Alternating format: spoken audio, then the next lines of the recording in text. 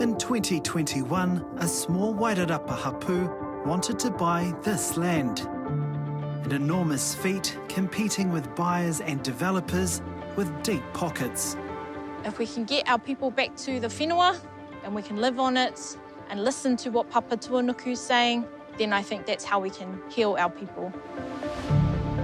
They had little money, but a big dream to build homes for their whānau.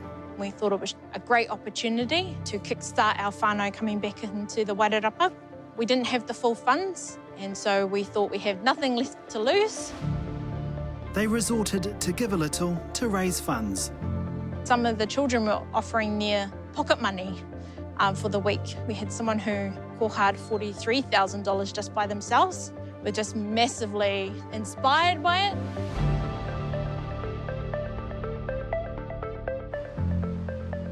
Now, 3 years later, I'm back in the Wairarapa to find out what happened.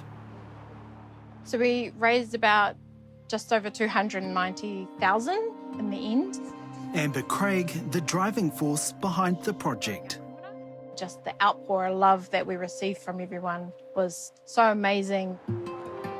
The hapū put in their best offer, but they were outbid by another buyer. It seemed all hope was lost. But just a few months later, another property just across the Waiōhine River came up for sale. They tried again. We put an offer in and we actually put a letter in to write to the people to say, this is what buying this whenua means to our whānau, this is the history. The people who own this property, it was their kids that helped convince them that they should maybe not go with the top offer and choose our offer because they could be a part of land back.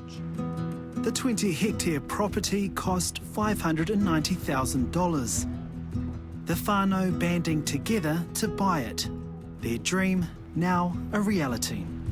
Half of it is for Ngāti Kahukura Āwhitia Uri, and then the other part has been purchased by our whanauna.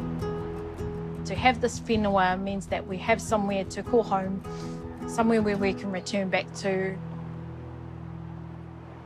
Most of the whenua is steep and blanketed in native forests and pine.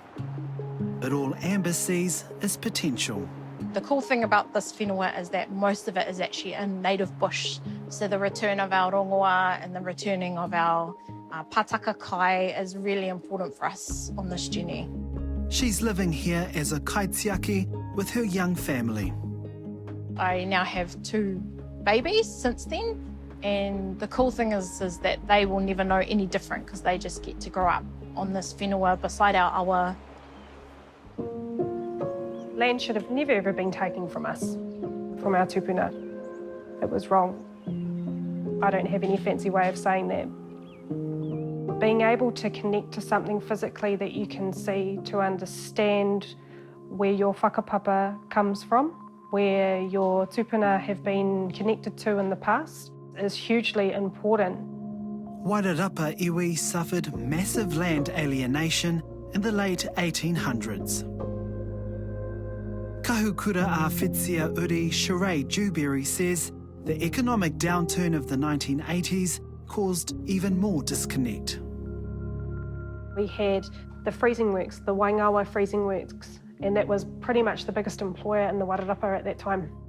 So when that closed, a lot of our whānau moved away, so we lost a lot of our Wairarapatanga. This way. But they now want whānau to return home.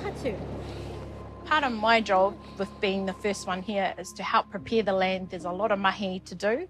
We are scoping out the ability to roll out at least 10 30 square metre whare here and look at communal areas as well.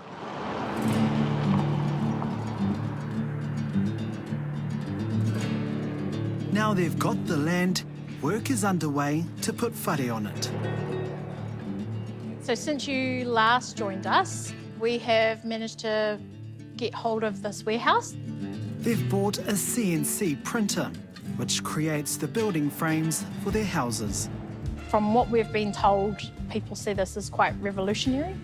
Amber and her partner, Tūkotahi Phillips, both have full-time mahi, but all of their spare time is spent collaborating with architects, designers and engineers to develop their housing model. So they're modular builds, but being modular means that we're able to stand stuff up quickly, getting from nothing to pretty much establishing a whare in 2 to 4 days with waterproofing. They can build a 30 square metre whare for $90,000 and they want to build 10 of them. But to be able to keep up this innovation, they need major investment. With the Pledge Me investment campaign, what we're hoping to do is make this more full-time and that we can press go, pretty much. Let's get it done. Once again, they're turning to social media, aiming to raise $100,000 for the Te Whare Hangahanga project. Because there's an urgent need.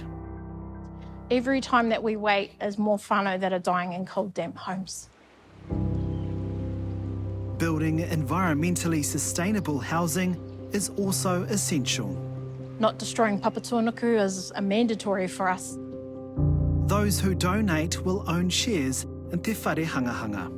We've tried to make that as minimal as possible, so $100 our whānau can own a piece of Te Whare Hangahanga and be part of our journey of what we're trying to achieve, which is to house everyone. Being able to turn that into more an official business where it can at least cover its own costs would stress me out a lot less. So 100,000 is our minimum that we have to get to by August 19th at 8 p.m. So if we don't make that, the money's returned.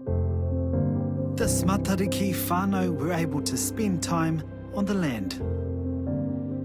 Amber already had the brazier burning, and it was just like a sense of calm when we were all standing there, especially when it got to the part of remembering the people that had passed, and you just feel so connected.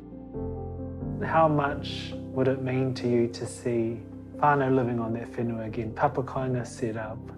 I think, so you just saying that warms my heart. It would just, again, it would give that connection back to our tupuna. It will be an intergenerational project, so we might not get there in my lifetime, but my babies will be brought up here and they will continue on this mahi along with the other whānau that will return home. Sometimes we just got to have a dream, and sometimes you just got to not let go and compromise, and I feel that's what we've tried to do here.